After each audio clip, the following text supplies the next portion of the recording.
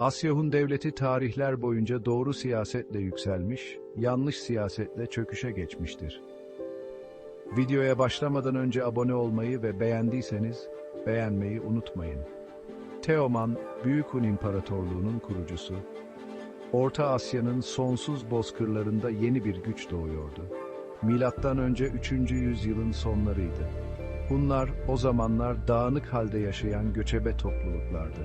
İşte Teoman bu dağınıklığı bir araya getirmeyi başardı. Hunları tek bir çatı altında topladı ve Büyük Hun İmparatorluğu'nun temellerini attı. Teoman zeki ve kararlı bir liderdi. Çevresindeki boyları kendi hakimiyeti altına aldı. Bu süreçte hem diplomasiyi hem de savaşı etkili bir şekilde kullandı. Hunları bir araya getirdikten sonra Teoman, batıya yöneldi ve Yüeçilerle karşı karşıya geldi.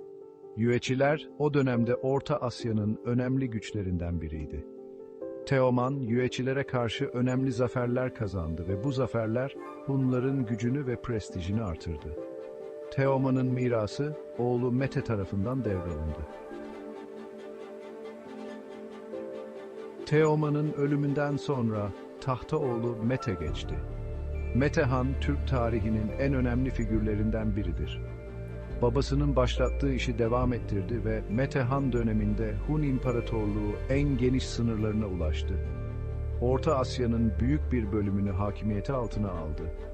Mete sadece fetihleriyle değil, aynı zamanda askeri ve idari reformlarıyla da tanınır. Öncelikle orduyu yeniden yapılandırdı. Onlu sisteme dayalı bir askeri teşkilat kurdu. Bu sistem, Hun ordusuna büyük bir hareket kabiliyeti ve disiplin getirdi. Ayrıca düşmanlarını şaşkınlığa uğratan etkili taktikler geliştirdi. Bunlardan biri de sahte ricat taktiğiydi. Bu taktikle düşmanlarını tuzağa düşürüp onları ağır yenilgilere uğrattı. Mete Han'ın askeri dehası, Hun İmparatorluğunu Orta Asya'nın en güçlü askeri gücü haline getirdi. Mete Han'ın reformları sadece orduyla sınırlı değildi. İdari alanda da önemli düzenlemeler yaptı.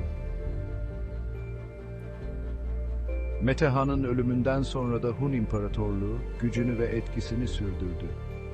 Kiok, Künçin ve Hohanyeh gibi güçlü hükümdarlar Mete'nin mirasını devraldılar. Bu dönemde Çin'le ilişkiler ön plana çıktı. Hunlar, Çin'e karşı zaman zaman savaşlar, zaman zaman da barış anlaşmalarıyla süren inişli çıkışlı bir politika izlediler. Ancak Hunlar her zaman Çin için önemli bir tehdit unsuru olmaya devam ettiler. Kiok döneminde Hunlar, Çin'e karşı baskılarını artırdılar. Çin Seddi'ne kadar ilerlediler ve Çin İmparatorunu vergiye bağladılar. Kiok'un ölümünden sonra yerine geçen Künçin daha barışçıl bir politika izledi. Çin ile iyi ilişkiler kurmaya çalıştı. Hohanyeh dönemi ise Hun İmparatorluğu için bir dönüm noktası oldu. Hohanyeh'in ölümünden sonra Hun tahtına oğlu Çiçi çıktı. Ancak bu durum Hun soyluları arasında bir güç mücadelesine yol açtı. Hohanyeh'in yeğeni, yani Hohanyeh'in kardeşi Çihçi'nin oğlu, tahtın kendisine ait olduğunu iddia etti. Bu iddia, Hun İmparatorluğunu derinden sarstı.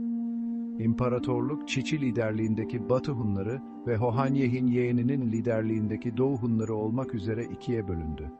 Bu bölünme, Hun İmparatorluğu için bir felaket oldu. Çünkü bu dönemde Çin'de Han Hanedanlığı güçlenmişti. Han Hanedanlığı, Hunları zayıflatmak ve etkisiz hale getirmek için sistemli bir politika izlemeye başlamıştı. Hunlar, birlik ve beraberliklerini kaybettikleri için Çin'in bu politikalarına karşı koyacak gücü kendilerinde bulamadılar. İkiye bölünmüş bir imparatorluk, Çin'in sinsi planları ve askeri gücü karşısında çaresiz kalmıştı. Güney Hunları, Çin'in gölgesinde bir varoluş mücadelesi. Doğu Hunları, Çin'le ittifak yaparak varlıklarını bir süre daha sürdürdüler. Artık Güney Hunları olarak adlandırılıyorlardı. Bu ittifak, onlara Çin'in koruması altında yaşama imkanı sağlıyordu. Ancak bu durum, aynı zamanda Çin'e bağımlı hale geldikleri anlamına da geliyordu. Güney Hunları Çin'in siyasi ve kültürel etkisine maruz kaldılar. Bu durum, zamanla kendi kimliklerini ve geleneklerini kaybetmelerine yol açtı. Güney Hunları, Çin'in iç işlerinde de aktif rol almaya başladılar. Zaman zaman Çin taht kavgalarına karıştılar. Çinli generallere asker sağladılar. Bu durum, Güney Hunlarının kendi içlerinde de bölünmelere yol açtı. Çünkü bazı Hun soyluları, Çin'le işbirliği yapmaya karşı çıkıyorlardı. Onlara göre Hunlar, bağımsızlıklarını ve gururlarını korumalıydılar. Kuzey Hunları, yeniden diriliş umutları ve çöküşün başlangıcı. Batı Hunları, Çiçi'nin ölümünden sonra Çin egemenliğine girerken, Doğu Hunları da Çin'le ittifak yaparak Güney Hunları adını almış ve Çin'e bağımlı bir konuma gelmişti. Ancak bu durum, tüm Hunların Çin egemenliğini kabul ettiği anlamına gelmiyordu. Çiçi'nin oğlu Huduerşi, babasının ölümünden sonra bir grup sadık Hun savaşçısıyla birlikte kuzeye çekildi. Amacı, Hun İmparatorluğunu yeniden eski gücüne kavuşturmaktı. Huduerşi, kuzeyde yaşayan diğer Hun boylarını etrafında topladı. Onlara, Çin'e karşı verdiği mücadelenin sadece bir intikam savaşı olmadığını, aynı zamanda Hunların bağımsızlığı ve onuru için verilmesi gereken bir mücadele olduğunu anlattı. Huduerşi'nin bu çağrısı, kuzeydeki Hunlar tarafından büyük bir coşkuyla karşılandı. Kısa sürede büyük bir ordu toplayan Huduerşi, Çin'e karşı saldırıya geçti. Çin faktörü, diplomasi, savaş ve sinsi planlar. Hun İmparatorluğu'nun çöküşünde birçok faktör rol oynamıştır. Ancak bu faktörler arasında en önemlisi şüphesiz ki Çin'in izlediği politikalardır. Çin, Hunları her zaman potansiyel bir tehdit olarak görmüştür. Bu nedenle Hunları zayıflatmak ve etkisiz hale getirmek için elinden gelen her şeyi yapmıştır. Çin bu amaç doğrultusunda zaman zaman diplomasiyi, zaman zaman savaşı, zaman zaman da sinsi planları kullanmıştır. Çin, Hunlarla olan ilişkilerinde genellikle böl ve yönet politikasını uygulamıştır. İç çekişmeler, bir imparatorluğun içten içte çürümesi. Hun İmparatorluğu'nun çöküşünde Çin'in rolü yadsınamaz. Ancak bu çöküşü sadece dış faktörlere bağlamak da doğru olmaz. Hun İmparatorluğu'nu içten içe kemiren bir takım sorunlar da vardı. Bu sorunların başında taht kavgaları ve iç çekişmeler geliyordu. Hunlar, geleneksel olarak hükümdarlık için belirli bir veraset sistemine sahip değillerdi. Bu durum, sık sık taht kavgalarının yaşanmasına neden oluyordu. Hükümdar öldüğünde yerine genellikle en güçlü oğlu ya da kardeşi geçiyordu. Ancak bu durum, diğer prensler ve soylular tarafından her zaman kabul görmüyordu. Özellikle imparatorluk zayıfladığı dönemlerde taht kavgaları daha da şiddetleniyordu. Hunların mirası, Türk tarihindeki önemi. Büyük Hun İmparatorluğu, M.Ö. 220 ile M.Ö. 48 yılları arasında Orta Asya'da hüküm sürmüş güçlü bir göçebe imparatorluktu. Her ne kadar siyasi birliklerini koruyamayarak tarihin sahnesinden çekilmiş olsalar da, Hunlar Türk tarihi ve kültürü üzerinde derin izler bırakmışlardır. Hunlar, Türk dilinin ve kültürünün oluşumunda önemli bir rol oynamışlardır. Birçok Türk boyu, Hunların egemenliği altında yaşamış ve onların kültüründen etkilenmiştir. Hunların askeri başarıları, Türk tarihinde bir efsane haline gelmiştir. Özellikle Metehan döneminde Çin'e karşı kazanılan zaferler, Türk boylarına büyük bir moral ve cesaret vermiştir. Büyük göçlerin etkisi, Avrupa ve Asya'nın kaderini şekillendiren kavim. Hunların batıya doğru göçleri sadece Avrupa'yı değil, aynı zamanda Asya'yı da derinden etkilemiştir.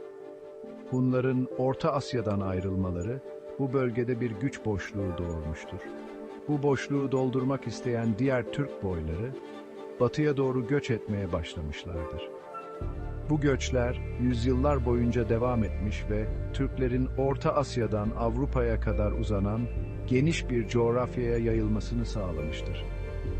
Hunların göçleri sadece siyasi ve etnik dengeleri değiştirmekle kalmamış, aynı zamanda kültürel etkileşimi de hızlandırmıştır. Türkler, göç ettikleri bölgelerin kültürlerinden etkilenirken, kendi kültürlerini de bu bölgelere taşımışlardır. Bu durum, zamanla yeni ve özgün kültürlerin ortaya çıkmasını sağlamıştır. Son söz Hunlar, tarihin tozlu sayfalarında bir efsane. Büyük Hun İmparatorluğu, Türk tarihinin en önemli dönüm noktalarından biridir. Hunlar sadece askeri ve siyasi başarılarıyla değil, aynı zamanda kültürleri ve yaşam tarzlarıyla da Türk tarihine damga vurmuşlardır. Hunlar, Türk dilinin ve kültürünün oluşumunda önemli bir rol oynamışlar. Askeri gelenekleriyle sonraki Türk devletlerine örnek olmuşlar ve göçleriyle dünya tarihini etkilemişlerdir. Hun İmparatorluğu her ne kadar siyasi birliğini koruyamayarak tarihin sahnesinden çekilmiş olsa da, bıraktıkları miras, Türklerin hafızasında yaşamaya devam etmektedir. Hunların ismi Türk tarihinde bir güç ve ihtişam sembolü olarak anılmaktadır. Onların hikayeleri nesilden nesile aktarılmakta ve Türk gençlerine ilham kaynağı olmaktadır.